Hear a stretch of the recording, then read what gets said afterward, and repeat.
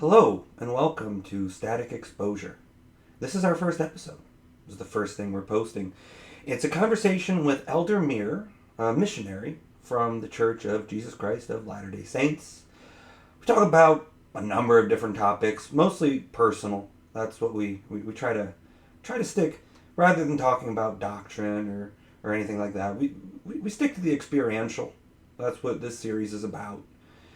And this was a perfect opportunity. It's the first run. It's the first one we're doing. And it's a good interview. It's a good interview. You learn a lot about just the mentality of, LDS people. The structure. We talk about the temple.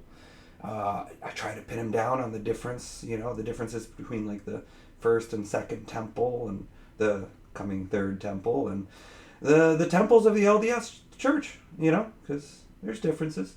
We talk about his mission, where, he got hit by a bus. It's wild. He's in rough shape. But I'm going to let him talk about it because it's profound. He had a profound experience in getting hit by a bus that, we can all only hope to have, really. And it really helps to put a real bullseye around what faith is, right? Because this project will be interviewing people of all faiths. I even have an atheist,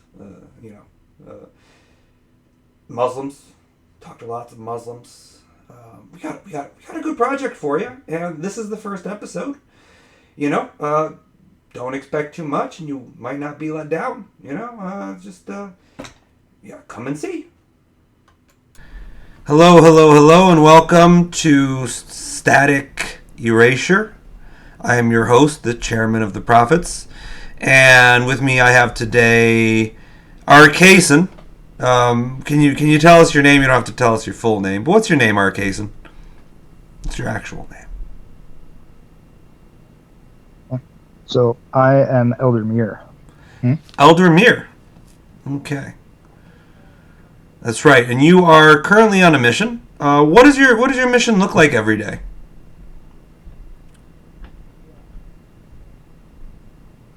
So I'm currently a service missionary, which most people know about proselyting missionaries, they go out and they actively share the gospel by teaching.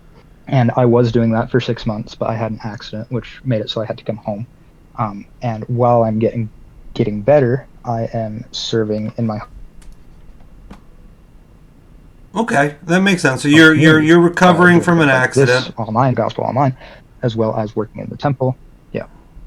All right, so you spread the gospel online and you work at the temple. That's what you're doing now. And can you tell us what church are you a missionary for? Mm-hmm. As well as other ways to serve in my home community. Okay. What was that? Sorry. What church are you a missionary for? I am a missionary for the Church of Jesus Christ of Latter-day Saints. Okay. So the M word, do you find it offensive? You just prefer people don't use it?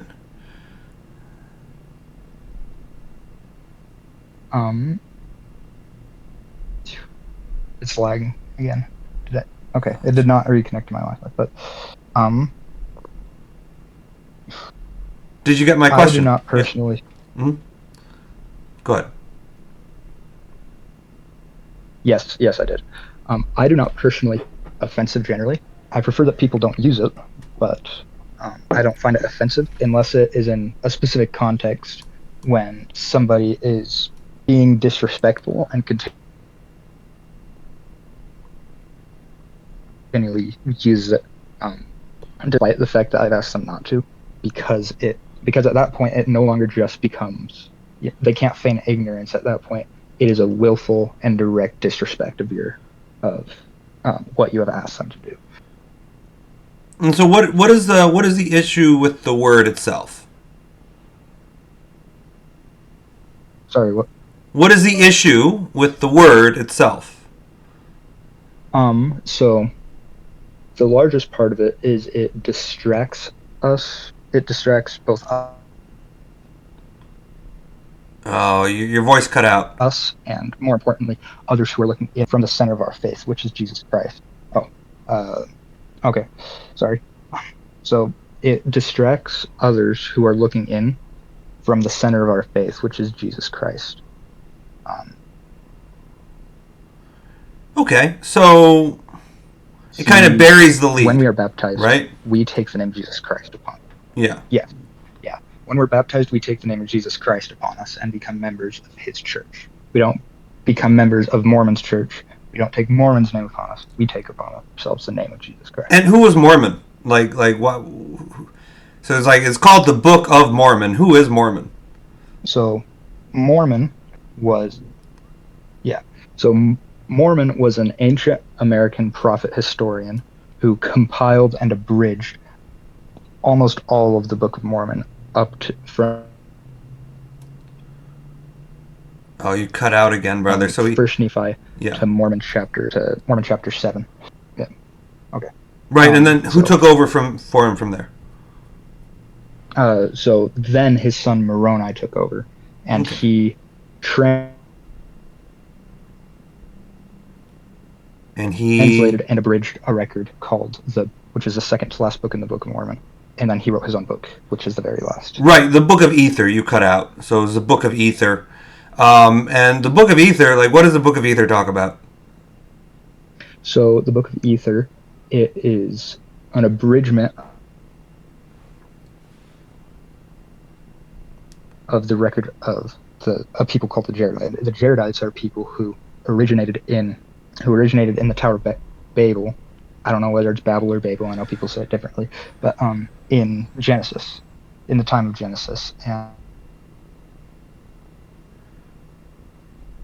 and then when everyone and it confused them, there was this one righteous man who, in the record, is called simply the brother of Jared.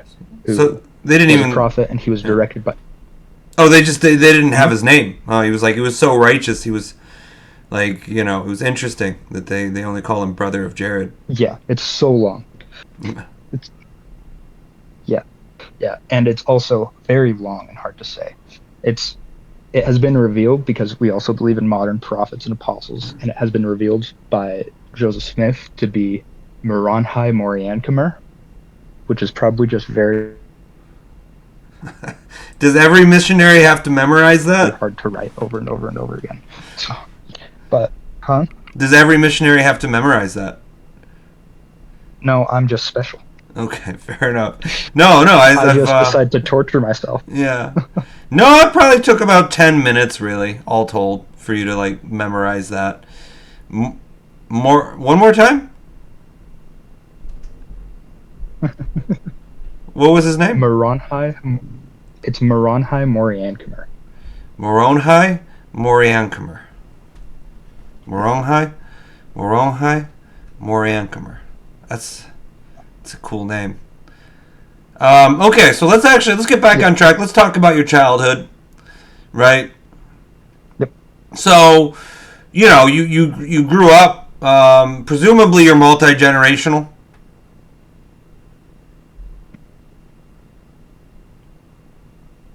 You're like an ethnic Mormon. Yes, but at the same time, no. Oh. So,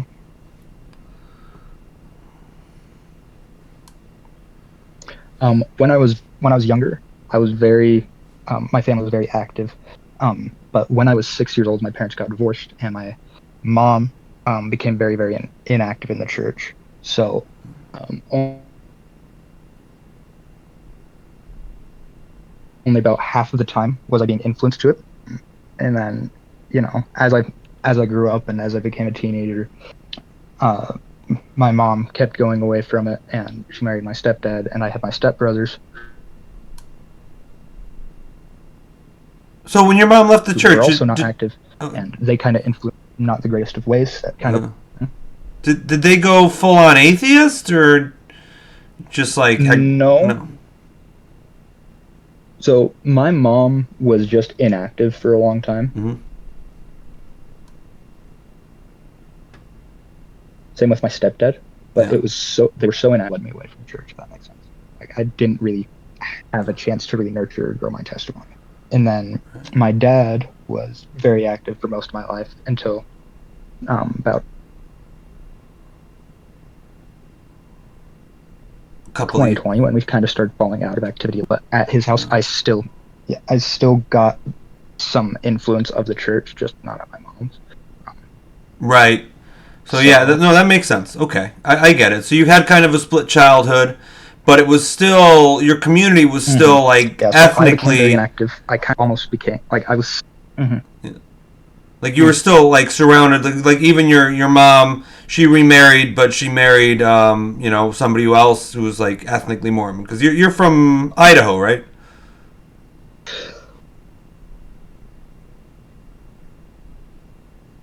Yeah, I'm from Idaho. And my mom did eventually leave the church along with my stepdad. And they're now And they're now what? Protestant? Protestants. Okay. But yeah, they're not Protestant. Yeah, I just kind of became almost like an agnostic Latter-day Saint myself. Yeah. I had a vague awareness that it was true, if that makes sense. Yeah. But I didn't actually act upon it. Like there was no real fruit in my life of it. Okay. And I got super depressed. I had a bunch of problems. Okay, so let's just go back. Let's go back. First memories, formational memories. What is the first thing that you feel like your memory of being set apart? You're a member of the LDS Church. You're a member of the Church of Jesus Christ of Latter-day Saints. What is the first thing that pops in your mind? Like be as vivid as you can.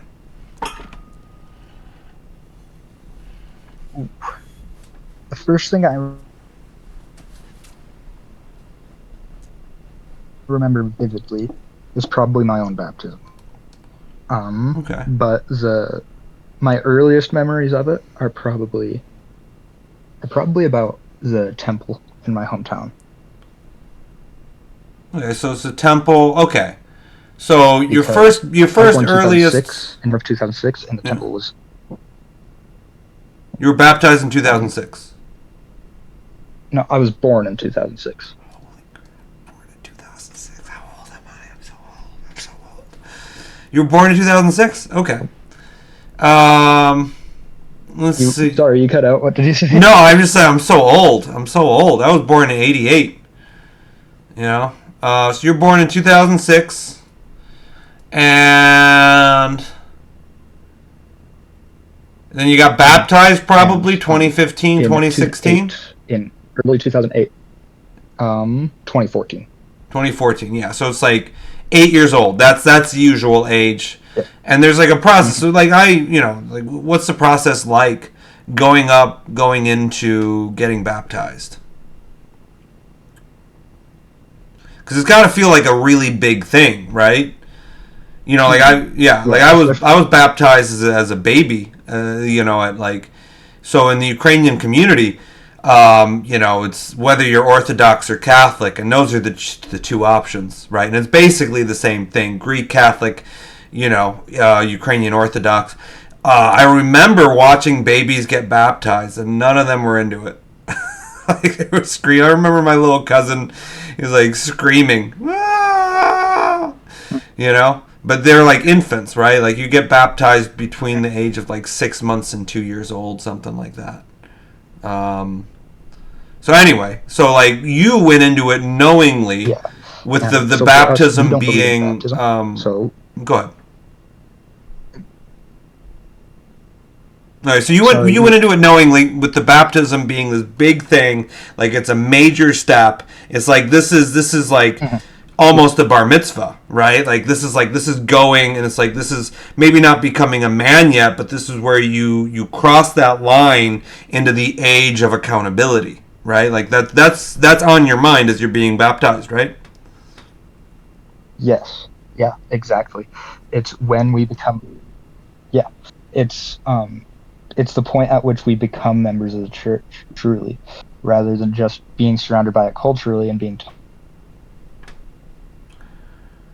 Right, like it's when your agency is kind of acknowledged. On the covenant path. Oh, sorry. Go ahead.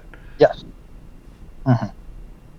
Oh, geez, Yeah, this delay exactly. is crazy. So you heard me say it's when your agency is kind of acknowledged, and you were saying mm-hmm to that.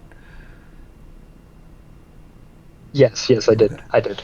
I'm Yeah. sorry, my Wi-Fi is so bad. It's It's all hard not right. to. It's all right. You're not the first one I've interviewed that has poor Wi-Fi.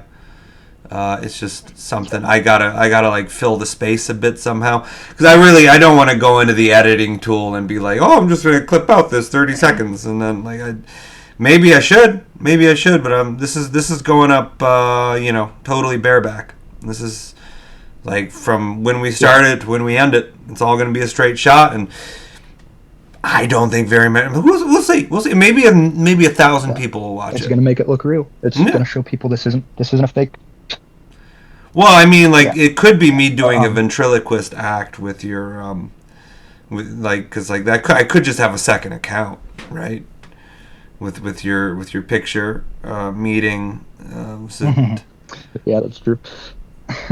But Okay, so yeah. yeah, let's get on track. Like that's something I Yep. gotta practice. Okay, so first we're asking earliest experience for you, the baptism, and that's where like you cross over, and then you're talking about the temple. So tell me about the temples, right? Because like I don't think anyone else, Buddhists have temples, the Hindus have temples. I mean, like, and they're cool temples too. Mm. Like there's some really cool freaking East Asian, South Asian temples. But like as far as Westerners go, like Jews say they go to temple, but like I think they call them synagogues, and so I've never understood it. But go ahead. Temple. Mm. Fill Yeah. me in. What is the Yeah. temple? So our Why is the temples. temple? Um.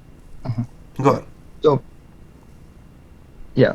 So in the Old Testament, starting with Moses, we can, in specifically the book of Exodus, we can learn about the tabernacle, which was essentially, rather than a permanent one spot, it was essentially a tent that was sanctified and made holy, that could move around with the camp of Israel for very sacred and symbolic The acts. And tabernacle. It's for called the us, tabernacle. yes. Okay. And then, yes. And then, with, and then David, when he is king, in First and Second Samuel, and then into the following books, and right around there about David and Solomon, I can't remember exactly because the Old Testament is chunky. It is, yeah. But David, he's looking at himself and he's in this amazing, and he's going, why am I here? But my God, his house is a tent. So he goes to the prophet at that time, Nathaniel. I can't remember if it's Nathan or Nathaniel, but and he asks, can I build a temple? And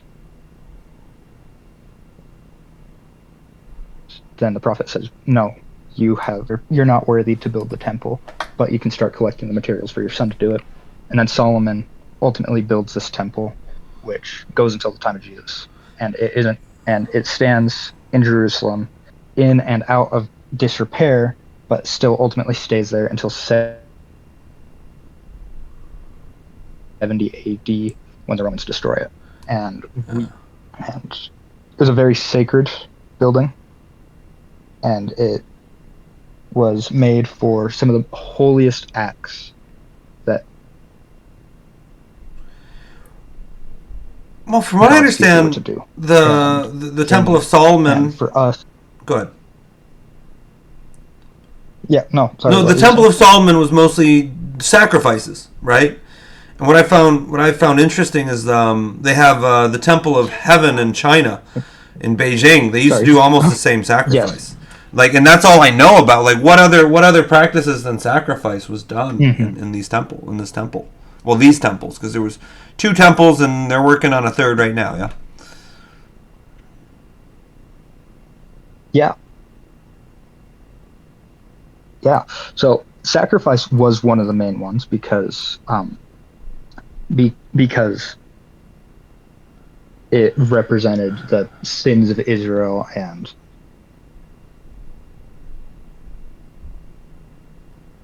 it sacrificed them in their behalf to make them clean of sin. Also, there was this place called the Holy of Holies, where in the tabernacle and in the first temple was housed the Ark of the Covenant, which had some of the most holy and significant artifacts from throughout God's dealings with his people. Give me an example. What are some of the artifacts? The Ten Commandments, which were broken apart by Moses.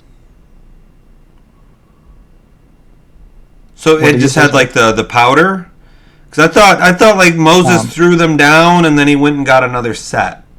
That was my memory, but I could be wrong.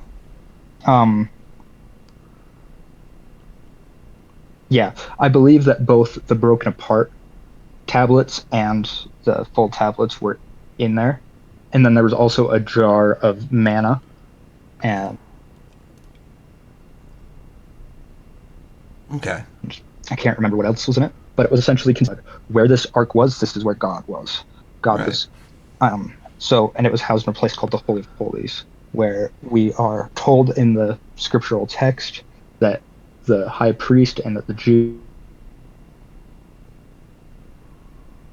could go to see the face of God in the temple, and then specifically in the Holy of Holies, where only the high priest was allowed to go, and it was considered God's dwelling place. It was God's house on the earth. Okay, so we got onto this topic. We got into this topic from you talking about your earliest memories. Your earliest memory was being baptized, and then after being baptized, you were able to go to the temple. Is that right? Like, that's why you put those together? Mm-hmm. Yeah. So before you're baptized, no child before baptism can go to the temple?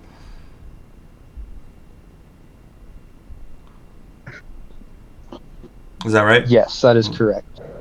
That is correct. But when I was very young, the temple in my hometown was brand new because it was built.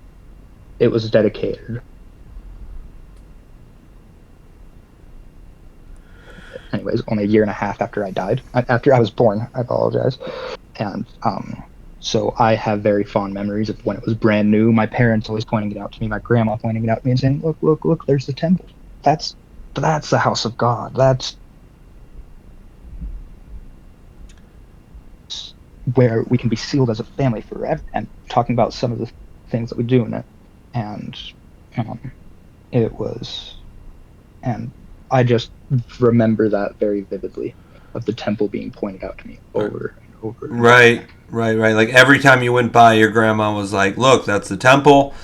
But there's no sacrificing, red heifers or unblemished animals of any kind, right? Like, that's not something that's done. So no. What is the connection? Like, is the tabernacle there? Is the Holy of Holies there? What is the connection between the Temple of Solomon, of which is one of a kind? Also, real quick, how many temples, how many LDS Latter-day Saint temples are there in the world?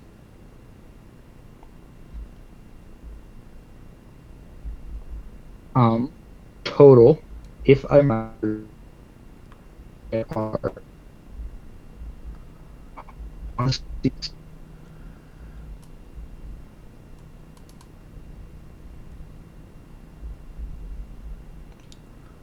just a little over 400 announced, under construction, or dedicated. So wait, there's 400 finished, and how many under construction? There's 400 that have announced, and not all of them. There are 216, I believe, that are dedicated and operating. 216? Or under renovation. Yes. So that's explosive, right? Like, they've got as many coming as there already are. Just about. Mm-hmm. And so, like, where are most of the temples? Where are the most of the new ones? What is the temple situation? And then please, like, explain how it's like the same thing as Solomon when there's no sacrifices being done. Yes. So there's temples all over the world. Vast majority of them are in the United States because the United Well, I mean, they're in Deseret, right? Like they're in. The United States has the highest concentration. they're in the greater Also, state of many Deseret. in Mexico, many in Brazil. Brazil's number 2. Yeah, there's a lot. There's a lot there, and then And which Deseret would be Idaho, yeah, Utah. Many in Brazil, many Yeah. in Mexico, all Yeah. Nevada. Like, Nevada, yeah. So Deseret is the area because, like, the LDS, the early settlers, they went and they kept getting building cities and then getting kicked out of them, and then they just wound up taking like the worst real estate in the country and calling it Deseret, which actually has nothing to do with the desert, even though it's all desert. It has to do with bees, right? That's why you have honeybee as like a symbol. Mm-hmm. All right, so yeah, that's exactly right. number 1 America, number 2 Brazil, number 3 Mexico. I don't know if it's in that order. But like South America, they like it, right? I just like know number 1 America, and then Brazil has a lot. Yeah. And then the Philippines have a lot. Oh yeah. I've met a lot of Filipino missionaries in my time.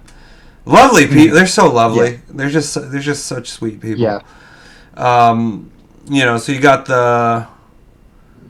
They're amazing. Yeah, no, it's interesting that there's this Hispanic, like you can kind of think of Filipinos as Hispanic, but this Hispanic,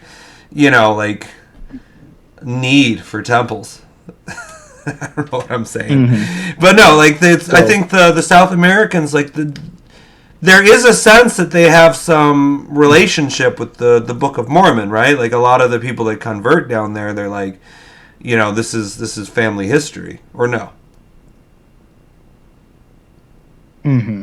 Yeah, because the Book of Mormon is a record of ancient Americans who we believe are among the descendants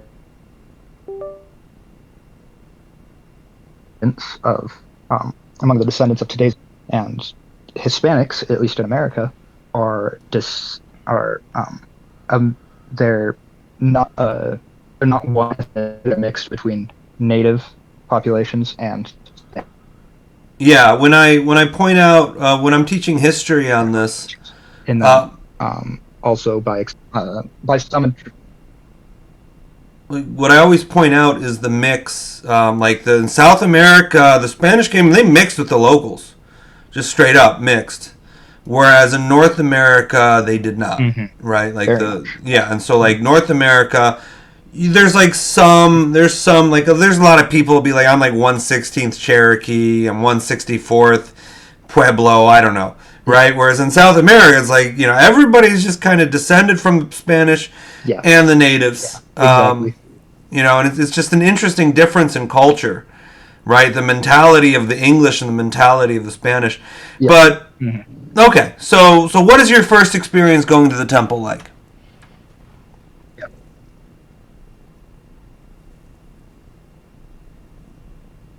So my first experience, although I don't remember it because I was 1.5.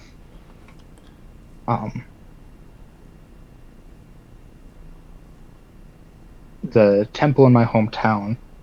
So before a temple is open, before a temple is dedicated, it has an open house where it is open to the public and anybody can go inside. And although I do not remember everything about it. I have bits and pieces, but I was, of course, very young, so I don't actually remember it. This is before you were baptized, Stories that have been told to me, and I just know those. Yes. When I was 1.5. Okay, yeah.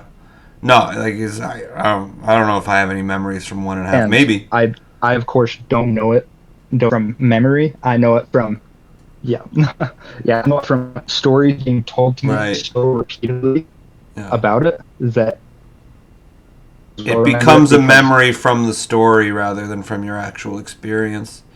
It's neat how that happens. All right, but your first trip, so you got baptized, right? And then you get was it a temple recommend? And then you're able to go to the temple, right? And so what was that experience like? Really zoom in. So for children, case, so Yeah, so children, when they are 8 years old, right after they are baptized, they're not allowed to go into the temple. Um, it you so when I went to the temple for the first time, you had to wait until your 12th birthday. And once you had your 12th birthday, and for young men were ordained as a deacon in the Aaronic Right. priesthood, then you could go to the temple and you could receive a temple recommend. Okay, so you didn't. Okay, so like that. That's a big Um, gap, right? But but your first memory, your now, first memory revolves around mhm, baptism, revolves around the temple. Those are your core memories as a member of the LDS Church. yeah, 100%. Um, they're some of the most those are some of the most spiritual experiences you're ever going to have, and those are the earliest extremely spiritual experiences that happened to me that I remember. So I've of course had many others since then, but those are the foundational ones that that after I was inactive, they kind of helped bring me back. They helped draw me back in. Right. Okay. So you went inactive. This is exactly where I wanted to go next. Mhm. What made you doubt? What made you lose faith? And like let's talk about that. Like really, what is it that like ruined it for you at some point? Honestly, it's nothing in particular. It was just at my mom's house, I didn't really have as much of the influence of the church in my life. So it just started becoming a less important part of my life. And I started having other influences that kind of brought me away from it, that kind of made it so I wasn't living all of Yeah. that correctly. And then re-pandemic, because we couldn't go to church, my dad, my dad kind of went inactive and we stopped going to church near as much as we were. So even though my dad still believed, it was a big part of my life. So so essentially, I kind of just got distracted. And then eventually, over time of being distracted, So it got being deprioritized. drawn away, I just didn't, didn't really, it wasn't important to me anymore. Yeah, Yeah. it wasn't prioritized in my life. Okay, but so Um, you never actually so encountered anything that made you doubt them?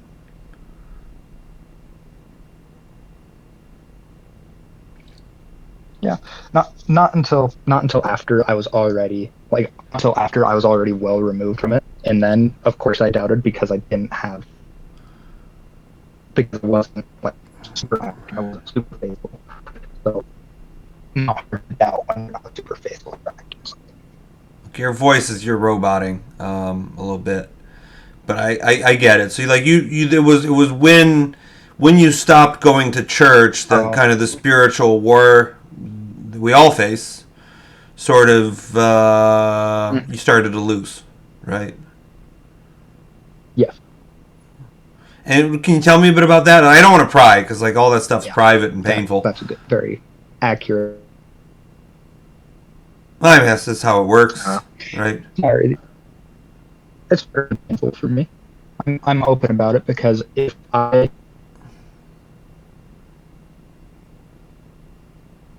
been You're able to roboting. know life without God, I would not appreciate life with Him. I've I've been able to see for myself essentially. Yes. That is a very big and important part of it. I'm fully open. Your I microphone completely forgot the is question. Yeah. playing games on us. So, what I understood you to say is that God is the most important thing in your life, and that not having connection to Him basically Mm. ruins your life. Something like that. I mean, I'm projecting. Here, sorry, I'm gonna try to if I can. Um,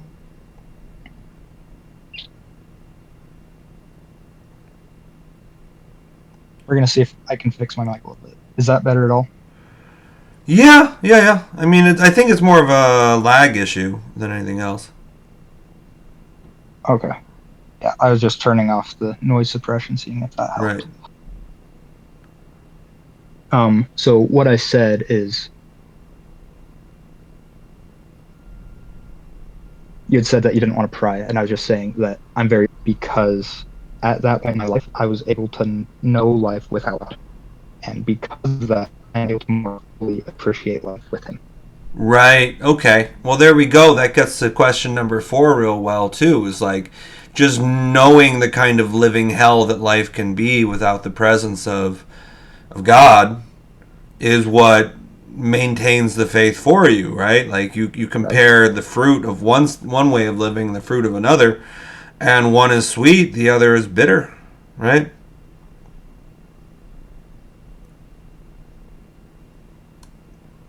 Absolutely. 100%. All right. Let's see. Let's actually. So, what are the benefits, right? Like, what are the benefits of being a member of the church for you?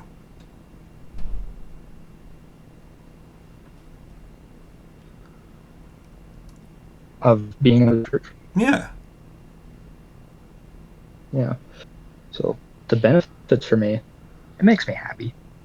Like when I didn't have the church in my life,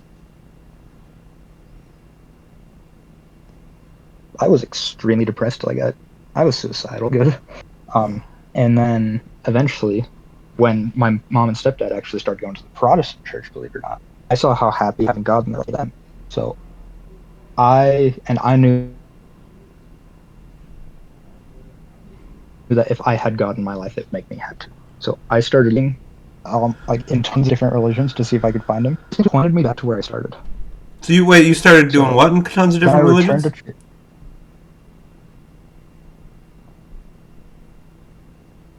I What you? started just looking for God in tons of different religions. Okay. Can you describe that a bit? What other religions you look at? So I very briefly looked at Islam, Okay. um, and then also briefly looked at many different Protestant churches. But I was very, very drawn to Catholicism and Orthodoxy, um, Yeah. because of their historical ties that it go all the way back to Jesus Christ. So going and looking into Orthodoxy and Catholicism brought you Um, back to. we,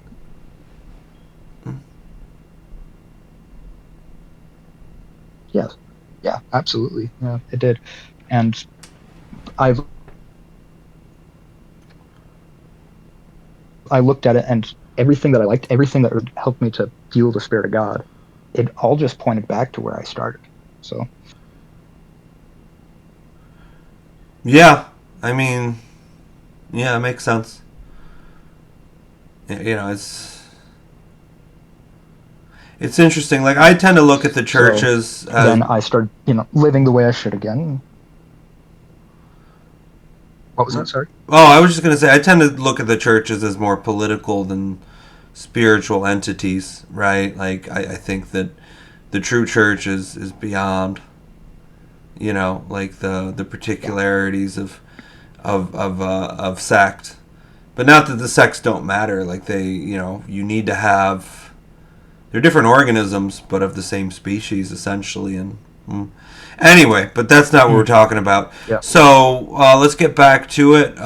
So what brought you We can back? talk about that later. Yeah. What brought you back was looking at the Catholics and the Orthodox, and what about them made you think, you know what, Joseph Smith was right?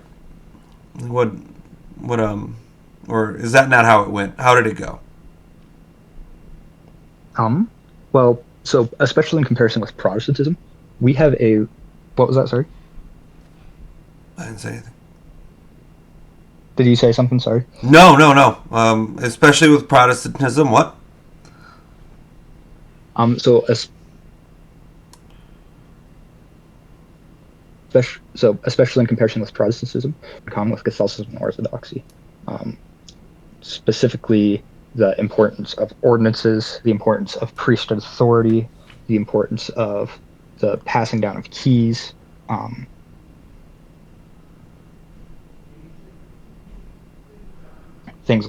things like that. Whereas a lot of Protestant churches, it's more kind of just yeah, we believe this thing and we unite in believing this thing. In Orthodoxy and Catholicism and the Church of Jesus Christ of Latter-day Saints, it's very, very, very structured. Ritual and tradition.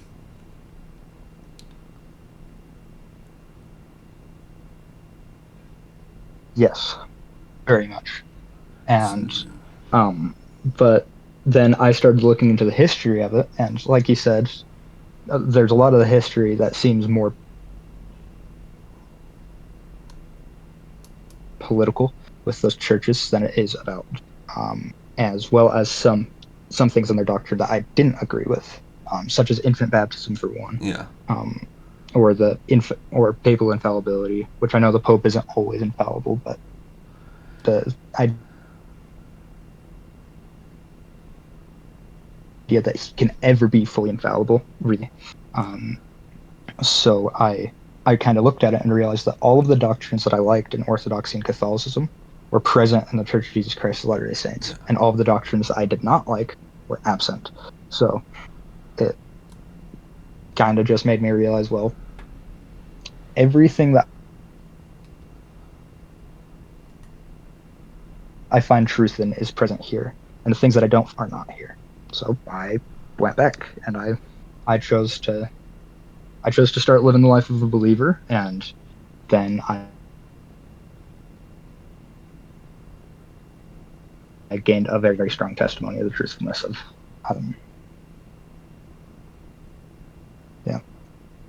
Yeah, that makes sense. That makes sense. So it's like, you know, like you looked at the Protestant churches and you saw that like they lack structure, they lack tradition, they kind of just, you know, I don't want to badmouth them. Like they're lovely people, but like there is a lack of structure. There's a certain flying by the seat of your pants sort of quality to a lot of it. Not all of it, obviously. Like the Anglicans have structure.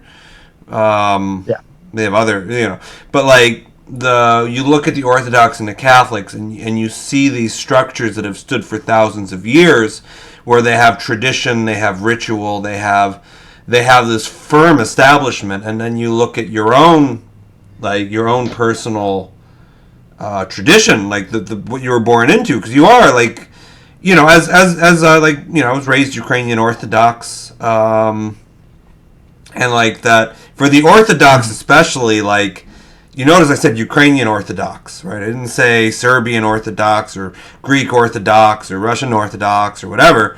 Like each country has its own. There's this connection of the blood to the church that's very hard to describe. And I think the LDS, like you have it, right? Like there's a bloodline. There's a bloodline, you know, and at the same time it's open to everybody. But like, you know, like there's people that have been.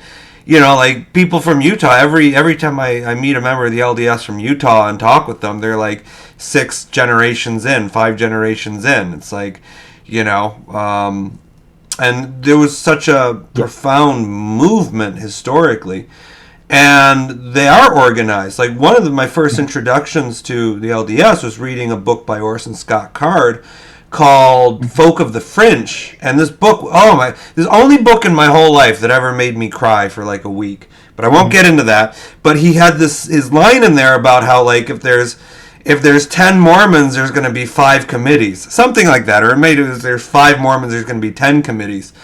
But like, you know, because it takes place in America after nuclear Armageddon, and like basically the LDS Church is the only one that holds it together. And it's a really, The Folk of the Fringe is a fantastic book. But anyway, so we were talking, go ahead. I haven't read it. I love Orson Scott Card. I love him. No, he's great. He's great. I love Ender's Game. Yeah, no, it's a great book. It's a great book. Probably one of my favorite books. I read. So I'm going to have to read that. Yeah. No, Folk of the Fringe, check it out. I re-listened to it recently because I read it as a teen. I re-listened to it recently. I listened to it this time because I can't read books these days. It's terrible. But, you know, like it really It's really good. It's really there's an incredible set of themes there, and he goes through time, through everything being broken apart. You got these members of the LDS church that are their neighbor. The neighbors are going and rooting them out of the schools and beating them and killing them and stuff, and they all go up to Utah. And I'm getting weepy. I'm getting thinking about the story. But it goes there's that part of the story, and then there's another 50 years later, another 50 years, something like that. And it's some of his best work, and it's he was young when he wrote it. Okay, so we're talking about, let's bring it back together. I think we're on number 5, right? Where we talk about, what were we talking about? Let's get back on track. You were talking about how the church is very. Yeah, the Orthodox and the Catholic Church. I grew up with those. What's that? Mm-hmm. Mm-hmm. Yeah, so I grew up Orthodox and Catholic. An example of how. So an example of how many Latter-day Saints have ancestral connections to it is, for me, 3/4 of my family are going back all the way to Joseph Smith, all the way back to 9 years.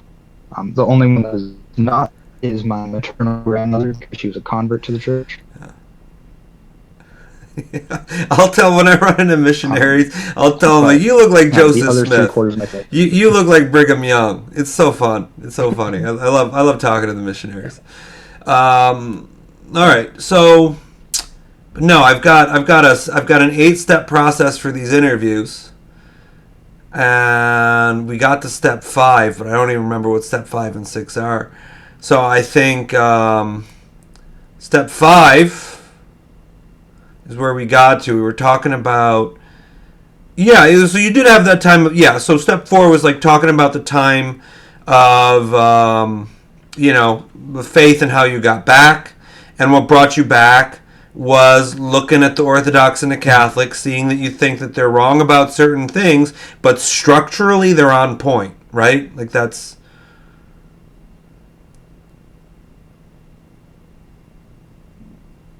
Yeah, pretty much. And that's what I hear. LDS, they don't dislike Protestants, but they respect the Catholic Church and the Orthodox. There's some don't even know about the Orthodox, right? But for the same reasons, it's that reasoning. It's you have this solid structure, right? Whereas the Protestants, they don't really, and that's what. I think that's why a lot of Protestants are so antagonistic towards the LDS Church. Because if they accepted the truth claims, they'd have to join, right? And it, but anyway. Yeah. And the only Protestants that aren't, So with pretty much the only Protestants that aren't. I wasn't convinced by it because You're roboting again, brother. I looked at the Anglicans and I looked at the Lutherans, the Episcopalians, and the Presbyterians, and I kind of went, oh, dang it. It doesn't. There's a huge story about it. And so, yeah. All right. Is it a little better now? A little bit. Okay, yeah. So sacrifices. Okay. That's right. What sacrifices have you made? And I know very well you've made some ridiculous sacrifices for the LDS Church. Yeah.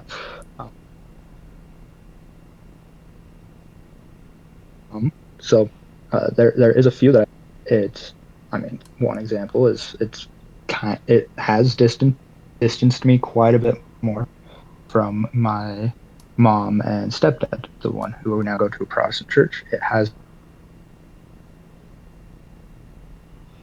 distanced me a little bit from them, Not because like we don't shun non-believers or anything like that. We don't do that. But it's when you don't see eye to eye on religion, sometimes your relationship does not Yeah, no, hold up as well as it could. So well, I that's mean, one thing for me. Another is I interviewed a Swedish guy. He was like raised Muslim, and he was talking about how his family, like, he's like, he's dead to them because he became Christian. You know, like it's as far as like, but I understand, like, you know, like they're not in the church anymore. You're not in the same church as them, and there's this, you know, it's the single most important thing in your life, right? And you get, you know, you can't even talk about it, yeah, right? There's no way to really and like. religion is bar not the only thing, not the only thing that distances us. There's many other things that are personal, Yeah, but religion probably does have a contributing factor. yeah. I was thinking more along the lines about how you got hit by a And car then on your another mission. one is Like yes, that did happen. that So happened, first yeah. off, And you have like brain damage and stuff. yeah, It's wild. It's like it's yeah, a little bit. Yeah, so I mean, first off, um, I chose to go on a mission for 2 years. I chose to do it two yeah, years of my life when I'm in my prime, when most of the world says go and chase your dreams. I decided to go and give it over to the Lord, which is probably the biggest sacrifice. And I honestly think that while I was like out on my mission, whether I was hit the by a yeah, school bus. you were hit by a school bus of all things. Yes. Yeah. What were you saying? I'm sorry. No, it's just like the missionary program. It really sets you up for life. You know, like a lot of guys that come out speaking two languages, and like have spending 2 years, because these are the most formative years, right? Like was it 19 to 21, something like that is the years most people go. And so like this is the best thing you can do for your life. So yes, it's a sacrifice, but like, Yeah. you know, it's a sacrifice in the same way that, you know, Abraham sacrificing Isaac was a sacrifice. Like you're not giving anything up. Like you're, you know, like you're Mhm. gaining. You're gaining. Oh, except in your case, you get hit by a car, which different, different. Yeah. I'm. Yeah. Um. So yeah, like you said, it's not truly a sacrifice. It's essentially you're sacrificing earthly treasures or treasures in heaven. Yeah. Well, I mean, you get earthly treasures too. Like for real. But Like yeah, the I got discipline hit you learn, all of by. that, it sets you up for life. Oh yeah, 100%. Um, but so like you said, I was hit. I got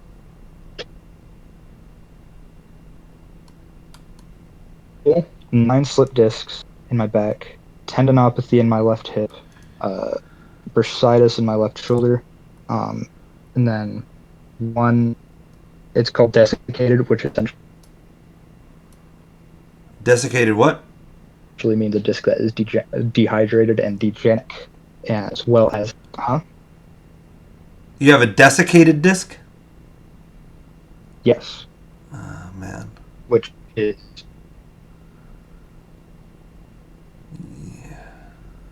essentially it means the disc is falling apart. Yeah. No, that's no fun. It's no fun at all. Yeah, and then I also got a concussion and um, unrelated. I had many because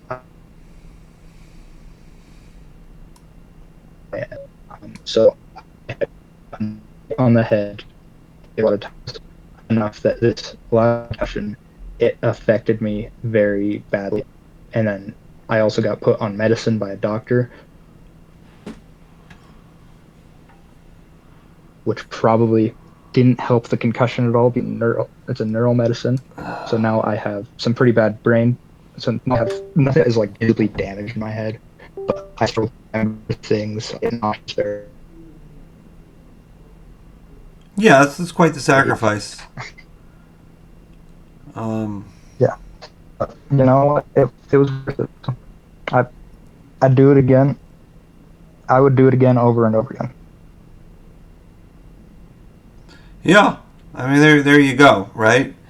Okay. So It let's was pretty say, amazing because yeah, the bus was coming at the bu- the bus so was the coming. bus was coming at me slowly enough. Yeah, the bus was coming at me slowly enough that I saw it coming. I didn't have enough time to move. I knew what was coming, and my flashed before my eyes. Honestly, I thought I was going to die. But for the first time in my life, I was able to look back on my life and say that I had no regrets Your life flashed before your eyes. because I had been able to find the joy of being redeemed by my Savior Jesus. So I was Yeah. able to realize I had no regrets. I was fully willing to die in that moment. That was what the Lord desired That's liberating. for me because even though my entire life hadn't been Christ, I gave everything over to Christ, and that was the greatest decision I've ever made, was to give it over to Him. It made it so my life had meaning, and dying Yeah. in the service of God I was willing to.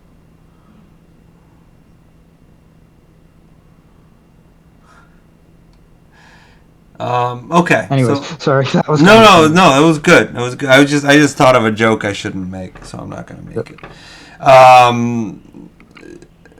Yeah. All right. So let's see. The next thing, the next one is like, what if you? So we already asked what you gained from it, right? We did or we didn't. We talked about what you get from being in the LDS church.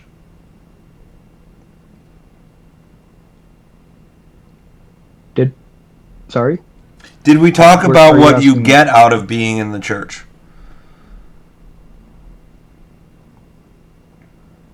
We talked about it a little bit. I said that it makes me very happy. It also makes me healthier, and both mentally and physically, because we give up coffee, we give up alcohol, we give up Yeah. tobacco, we give up tea. So it helps us to not be addicted to things. So it helps us to have good morals that just guide us. We have prophets and apostles who can help give us direction. It gives our lives purpose. It helps us feel that we're not useless, that we have a purpose.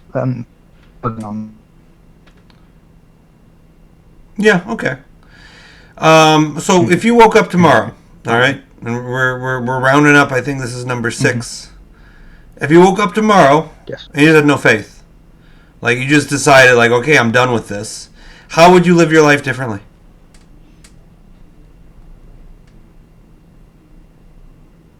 I know it's a crazy question.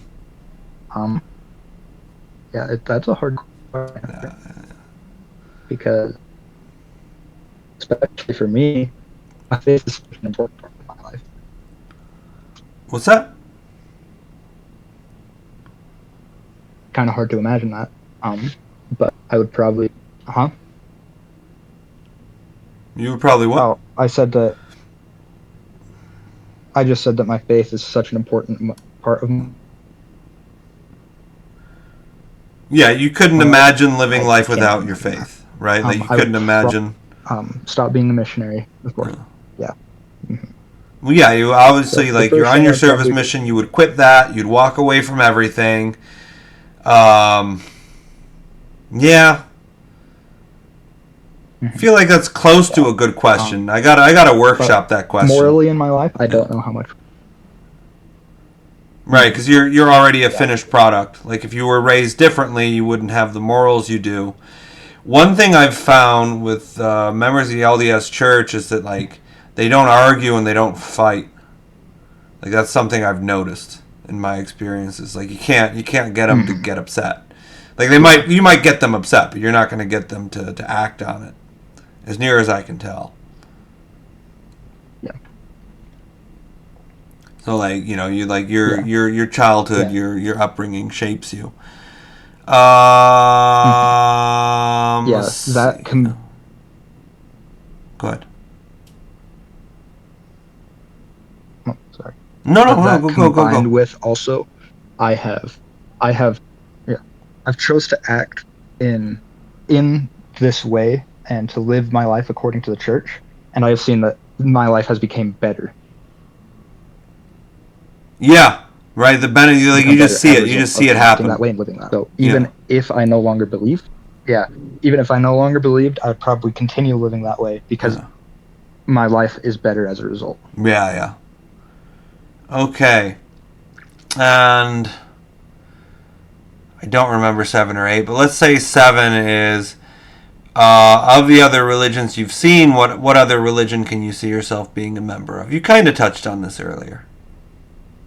Yeah, I could very well see myself becoming Catholic. Um, Then you'd have to have an anime avatar. just because of the things that I mentioned earlier, as well as it's. Hmm? Anime avatar. All the Catholics have them because of the things you mentioned earlier. Go ahead. Yeah, so because of the things that I mentioned earlier about Catholicism and about it being fairly convincing, there's there's those things that draw me in, as well as the history draws me in many ways, but also as a member of my faith, Yeah. as Latter-day Saint, there's a lot of will kind of say, well, there's really only two churches that could ever possibly be true. It's either us because we have living prophets and apostles upon the earth who guide us and who God works through, or it's the Catholics because the Catholics come directly from the apostles and had the history going all the way back to Jesus Christ and to Peter and to all of the apostles. Right. So there's a lot of people who say if Jesus Christ is real, it's either the church. Yeah. It's It's either the Jesus Christ or LDS Latter-day or the Saints, or yeah. it's Catholicism. So my Yeah. answer would be Catholic. Yeah. Yeah. No, that's fair. No, I've heard this anecdote. There was like some Catholic, scholar that was at BYU for some reason or other, and basically says, you Mormons are a bunch of nincompoops. You don't know what you have. You don't know what you have. It's either you or us, right? Because like the Protestants, they all come from us. So if we're in error, they're in error, right? And it's like if we are false, if we did fall, then we would have to be restored. In which Mm-hmm. case, it would be you. And it's I mean, I don't know if it was like an LDS Mm-hmm. member that came up with that, or if Yeah. that's a real thing that happened. But that reminds me of what you're saying there. Yeah. Essentially, yes. It's like if the church did not fall, Catholicism is true. Yeah, I Um. mean, So yeah, yeah, yeah. No, it's Catholicism. It's got a long and storied history. Like it's held together, right? It definitely hasn't fallen. I mean, it's like it likes to live on the edge of the cliff, but yeah. it's still going. You know, um, Yeah. Oh yeah. 100%. And kind of on that topic, when we say that we believe the original church that Christ established fell or apostatized, is what we normally say in reference to what we call the Great yeah, Apostasy. It's not what that is. It is an apostasy of general revelation of priesthood authority, specifically, and because of the lack of those two things, um, some doctrines were changed. However, it is not. I just like emphasizing this because I don't want people to think that like when I say that the church apostatized, I don't want people to think that I believe that everyone who was ever in that time didn't have faith in Jesus Christ and they're not real Christians or anything like that. right. It's just the Just authority was but lost. The um, some static crept in, and like it's not. It's just not. It's mhm, just not quite perfect, right? Like that's the idea. basically, yes. All right. Let's see. I don't remember what number 8 was. I just like emphasizing that. So I just wanted to hurry and mention. Yeah, no, that's a good point to make because like people be like, "What do you mean apostasy? You think I'm, And it's just like everybody's got different ideas. But yeah, let's Mm-hmm. see. I wonder, do you remember what number 8 was? I don't remember number 8. I do not. Okay. Well, you got anything else you wanna share with the audience before we wrap this up?